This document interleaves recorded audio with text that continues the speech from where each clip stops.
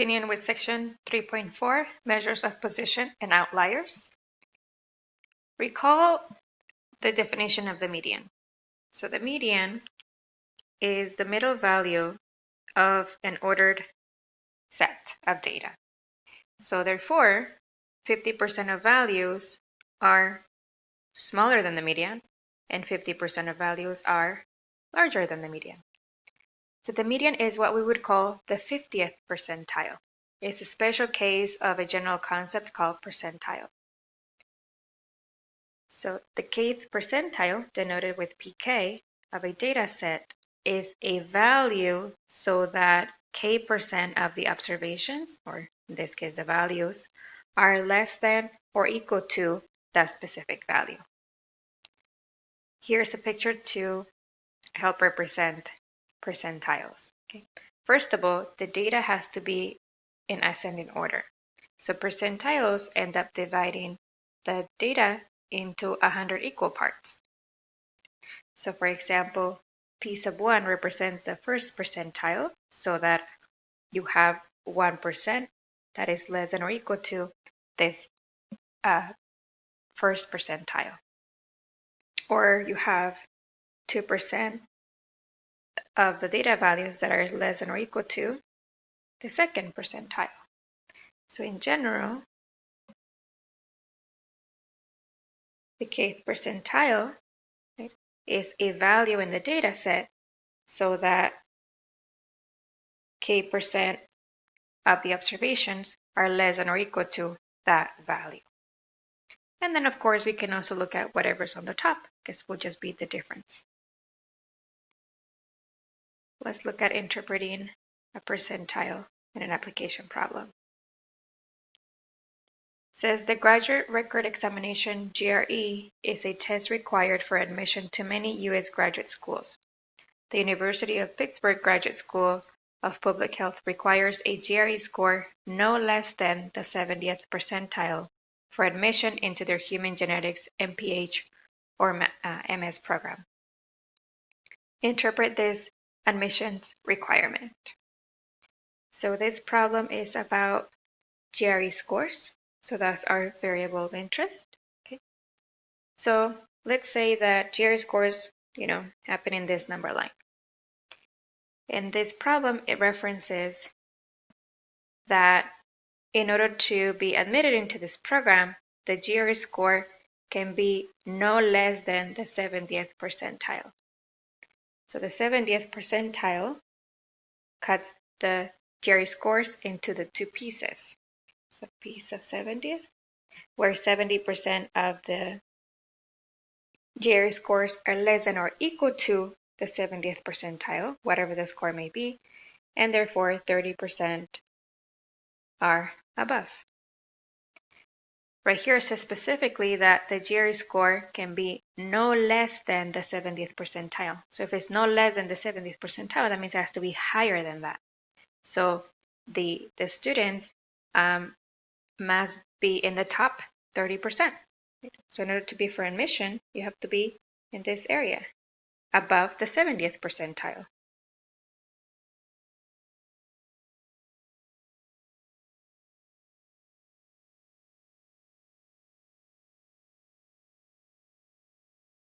So this means that in order to be considered for admission,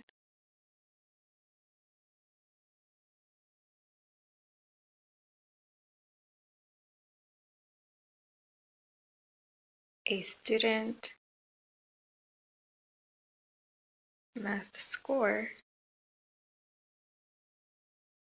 in the top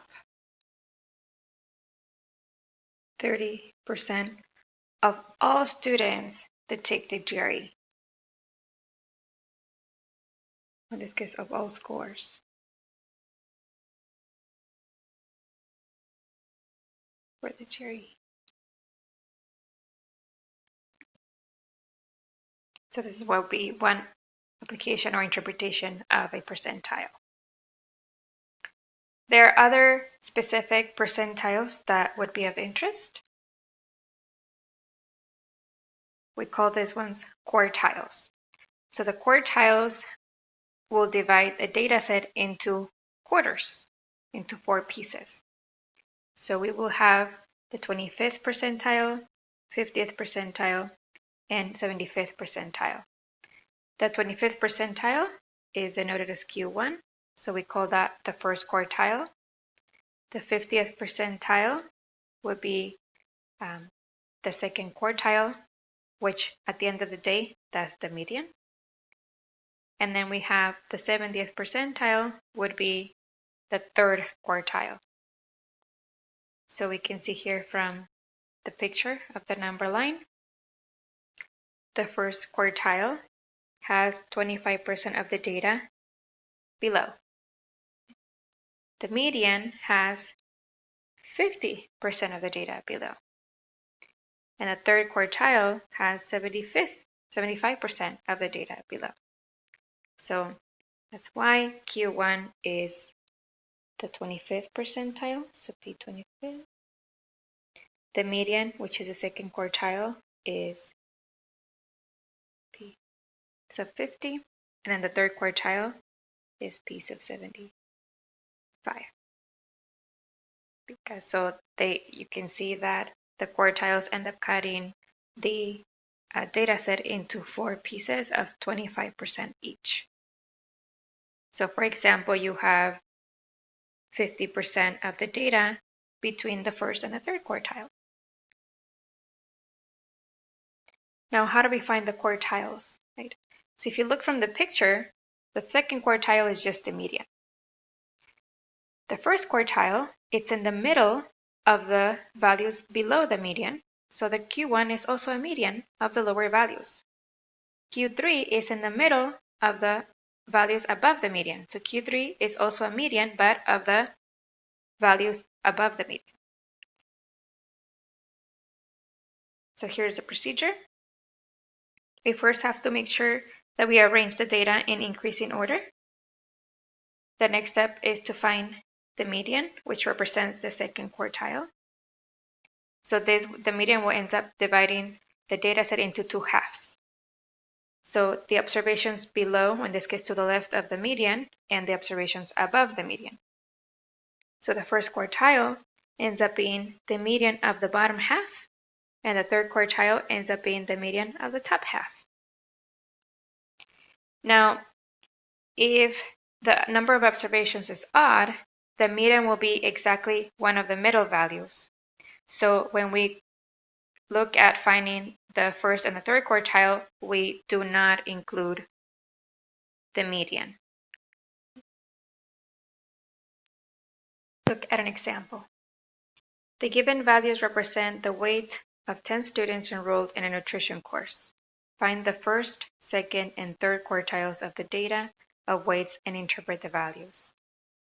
So here the weight of the 10 students is the variable of interest. So these values represent the weights. We're asked to find the first, second, and third quartiles. So we're asked to find Q1, Q2, or in other words, the median, and the third quartile, which is Q3. The first step is to arrange the data in ascending order. 95, 117, 117, 130, 133, 145, 154, 193, 210, and last 268. So here are the 10 values. The next step is to find the median. Now we have 10 values, which is even. So the median will be the average of the middle 2.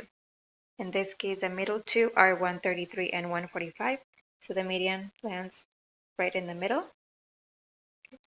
So we find the average of 133 and 145 by adding them and then dividing by 2. So here the median also represents Q2. So we're finding the second quartile by finding the median. And so this is going to be 139. So that's the second quartile. Now, to find the first quartile, we have to look at the lower half of the value. So in this case, from 95 to 133. So from the lower half, we find the median, in this case, the 117. And so 117 will be the first quartile. To find the third quartile, we look at the upper half of the values. In this case, the values above the mean. And then we find the median of those. In this case, 193 is the one in the middle. And therefore, 193 is a third quartile. So here we have found the first, second, and third quartiles. Let's go ahead and interpret a couple of them. So in this case, Q1, the 117, is the first quartile, which represents the first quarter or the first 25%. So it means that 25%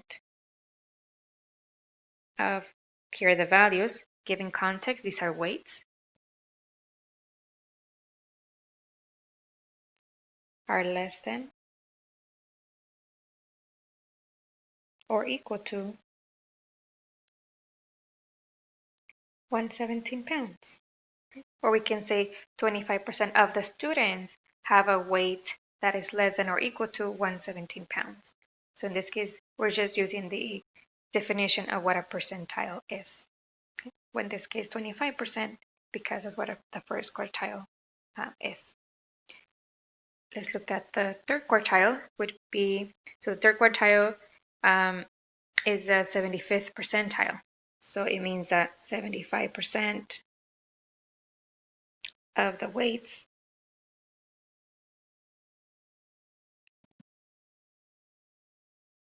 are less than or equal to 193 pounds. And therefore, 25% are greater than the 193. So this is how we find and interpret quartiles. We can also find the quartiles using the calculator. In this case, using the 1VARSTATS function. The first step would be to enter data into a list and then doing 1VARSTATS of the list. All right, so let's go ahead and use the 1VARSTATS in our calculator to find the quartiles. So in our calculator, we go to stat to enter data into a list. Here I have already entered the values into L1. Okay. So to do the 1VARSTATS, we have to do this from the home screen. So let's go ahead and quit. So to find the 1VARSTATS, we go to stat, calc, and the very first option is 1VARSTATS. Click enter. And then we have to enter our list, which in this case, our data values are in list 1. Click enter. And so we have to scroll down in order to be able to see the quartiles. So here we have the first quartile of 117, the median, which is the second quartile of 139, and then the third quartile of 193, which were our results that we got when we did it by hand. So this would be another way to find the quartiles using the calculator. Previously, we had talked about the range and the standard deviation as measures of dispersion. However, these are not resistant to extreme values.